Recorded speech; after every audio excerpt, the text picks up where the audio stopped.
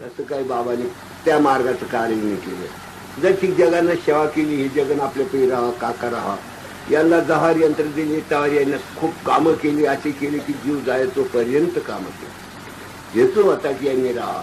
अशा रीतीने ह्या यंत्रात महिमा आहे. म्हणून आता होत नाही तर आता काय, कोणा उठण तिकडून यंत्र घ्यान चाला का तिका तोंडाची भाजी पाडायची. आणि बाबाचं मन जर प्रसन्न तर न्याच्या का चालतं. ज्याने काही सेवा केली की तू बाबा आपापच देतो की यानं सेवा केली याचं फळ याला द्यायला. सगळे जरी यंत्र असले त्या विषय यंत्रापुढे काय चालणार नाही. माझी शिफारस नाही, हे ईश्वराचं आहे की बाबांनी म्हणलं जिसके पाच दिशा उसके पाच जगत दिशा. म्हणून बाबाचा प्रसाद आहे हा तुम्हाला. बाबा तुम्हाला काही नाही, त्यांचा प्रसाद. तर हे यंत्र बऱ्याच मार्गाला भगवंतांनी लावलं. आता यंत्र